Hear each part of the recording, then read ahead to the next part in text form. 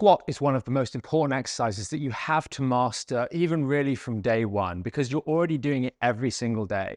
And the correct squat is done in a way that holds the spine nice and neutral as we go through the squatting motion. It holds stability through that lumbar spine and teaches you to use it with the other muscles of the leg.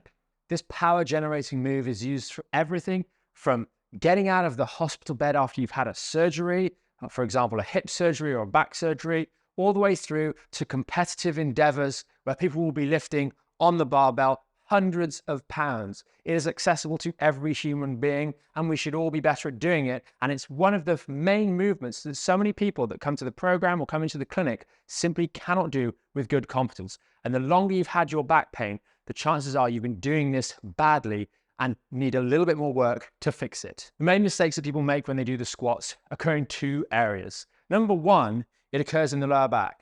And as we squat down through the range of motion, we end up tucking our bum. And this most negatively affects the L5S1 and the L45. And we find that's the area that most people have injuries in the lower back. The second error is more to do with the weakness in the legs. And these are related to one another. Because quite frankly, it's the weakness in your legs because you haven't been using them properly, that getting out of a chair, you just tip yourself out, that these knees start rolling in.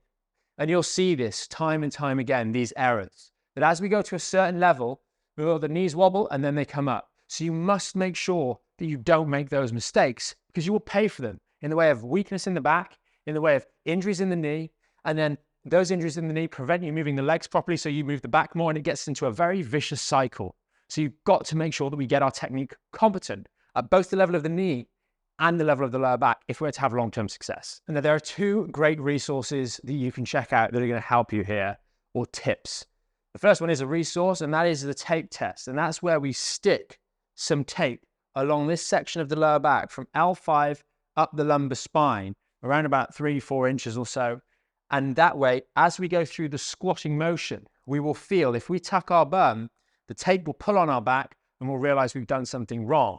Just like some of the extra sensors that we've created in other exercises like the dead bugs and the marching bridges, this tape test is a vital tool to help you reconnect what your brain thinks it's doing versus what's actually happening down here. Because remember, if you've got a long-standing lower back issue, you're probably not a very good judge of what's happening down here, which is one of the reasons the back's not getting better in the first place. The second one, which often helps both the knees and the lower back, is to lift the toes or press the toes up into the roof of your shoes as you do the squat. And it just helps you base a little bit more effectively through the entirety of the foot.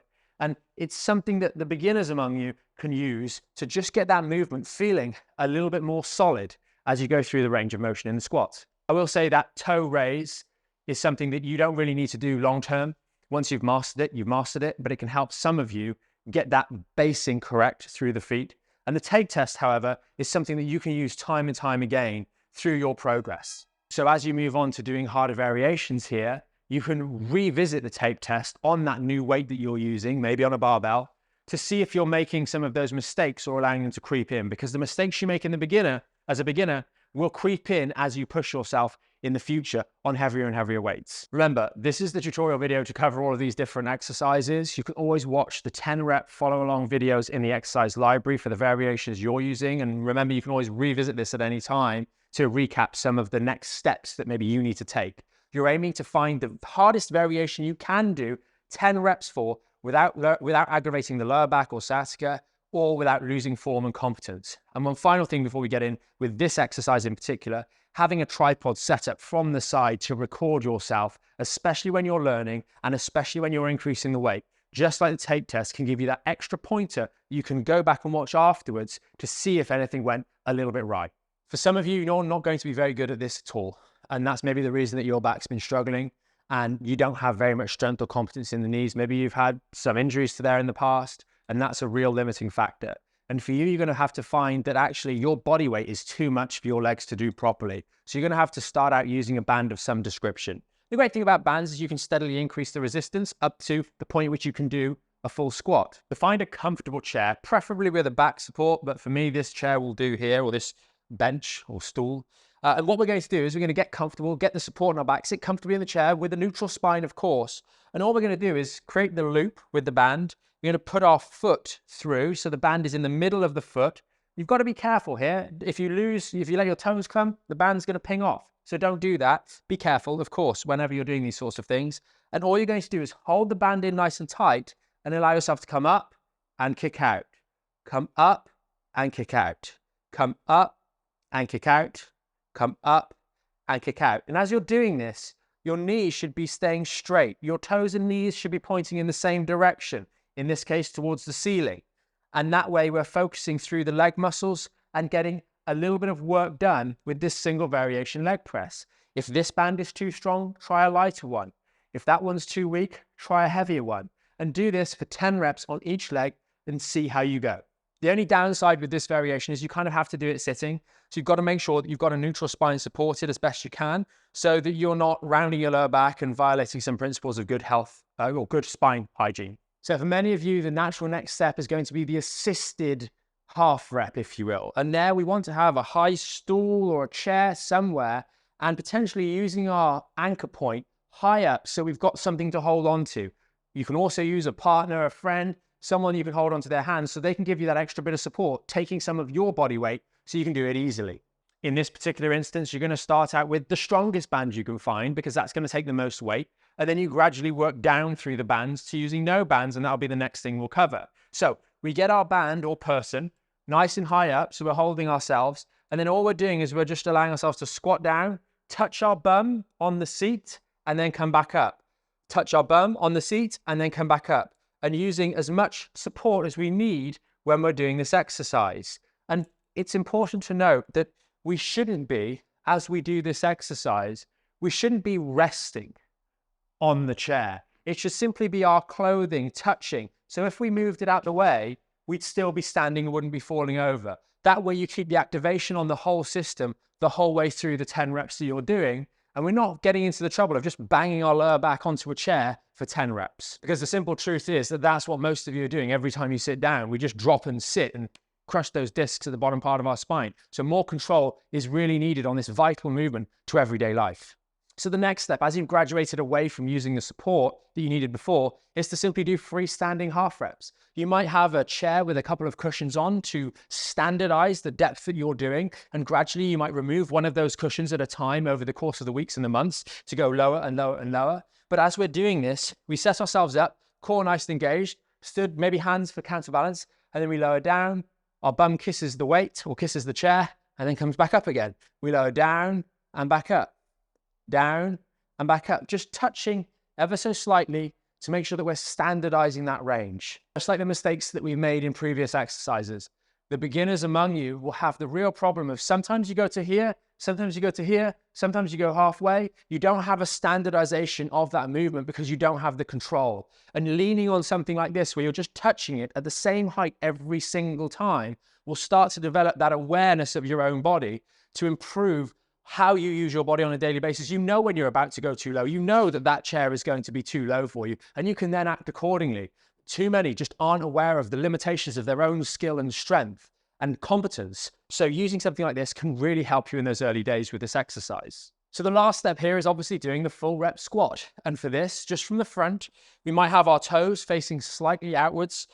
A parallel stance for some of you will be more preferable, but I personally like that slightly open stance. And then all we're doing is our bum's going back and our knees are pointing in the same direction as our toes. And then we come back up, and then we go down, and then we come back up. And what that looks like from the side is going to be coming down, keeping the spine nice and neutral, and then coming back up. There's control the whole way through the movement. I'm reasonably similar in the speed down and then back up. The common mistakes that people make sometimes are they go, and then come back up. And you probably saw what happened to my back then. When we're learning anything new, speed is not our friend. And so we need to make sure that we have the control going down and the control coming up. The control going down and the control coming up. And gradually over time, we're going to go lower as we do these squats, keeping a neutral spine, keeping our knees going in the same direction as our toes, and keeping everything nice and tidy. Everybody starts at a different place when they're doing these exercises, particularly with the squat. Some of you will fly through to this point, others will fly beyond this point even further. But the important thing is that you know you've got progressions to take you forwards, and that the errors you made in the beginning are going to be errors that creep in whenever you challenge yourself. So be mindful of those. They are the kind of errors that will be brought to the surface as you're getting fatigued with that new weight that you're using. So here, we're using a number of different tools, which I'll demonstrate briefly to you guys so you can see. And the first and the best one is going to be a goblet hold with a band. And the reason we do a goblet hold like so with a band, you need to just fiddle with your legs a little bit to get the right position. And we hold it up here, is because the band is at its strongest in this position here. It's exerting its most force on me. And as I go down and I get to the harder part of the rep, it's a little bit easier down here. So it's just a little bit safer for those of you that are starting out, because it's a bit more forgiving of weaknesses at the bottom part of your rep. But you hold it nice and tight, the core's nice and tight, the upper body's nice and tight, and we slowly go down and then back up, down and then back up. It should be nice and comfortable. Hold it tight to your chest. It makes it easier for you to do it effectively. We can also do the squat with a kettlebell in the goblet position, holding it like so, and then going through the squat here. Keep it nice and strong. Now, the reason that we're holding the weight nice and high is because as we do that, it forces us to do a couple of things. Number one, holding it up here forces us to engage these middle and upper back muscles, the postural support muscles, if you will, a little bit more. It's a bit more challenging in that regard. The second thing is that your arms are going to be the limiting factor. For some of you who have a background in strengthening, and actually you've squatted hundreds of kilos maybe, or over 3 figures, the big challenge that you have is that your muscle mass will remember that and will get a lot stronger faster than your lower back can bear. And therefore you're at risk of scaling the weights too quickly. And by having your hands as the limiting factor, it might just knock that edge off the rate at which you'll increase the weights. So using that is kind of like a mechanism for you to pump the brakes a little bit, because your muscles are going to respond way faster to the stimulation than the spine and the load-bearing structures that are trying to heal. So once we've done those goblets, the next step is inevitably going to be move over to a low hold. So when we're doing the squat in a low hold position, we're in this position here. We have the weight, as you can see hopefully from the side, between my arches. This is really important because when it's between my arches, I'm going to stay more balanced. The last thing we want is the weight over here and doing some sort of squat like this, okay? That's going to create a lot of trouble and strain in ways that we just don't want on the lower back. So for this low hold variation, we line ourselves up nicely, nice and tall with our posture, core engaged. We squat down, grab hold of the weight and come up. And then we're just squatting and come up. Squat and come up, squat and come up, and put it down and finish. So as you can probably tell, the size of the dumbbell is going to limit the range of motion that you can go through. And for some of you, that's not going to be enough depth. And that's where using an elevated platform like I've got set up here can really make the difference. It allows you to continue on with this hold using the dumbbells whilst being able to preserve the depth that you want to go, and then perhaps building that over time as well. So here, it's exactly the same thing that we're doing, the same setup, the same positioning. We just have an extra bit of depth that we can go through as we're doing our squats, because we've got this platform that's elevating us a little bit higher so we can go a little bit lower and work that depth, which is important for really challenging our glutes, our hamstrings and our quads in a slightly different way, as well as some of the adductors as well. So obviously for everybody, there's going to be a point at which you haven't got a heavy enough kettlebell, or holding on to this weight down here is just slipping off. And that's where we've got the barbell over here. And that we would traditionally do this in a gym. We've got it all set up, pop ourselves up, and we're doing a back barbell squat.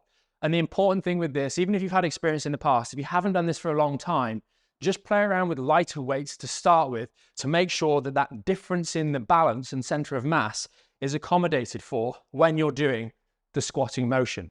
The same truth should still be your knees going in the same direction, your back staying nice and steady throughout the entirety of the rep, and you pop the weight back and you finish with the core engagement when you've let go of the weight and it's safely back in the rack.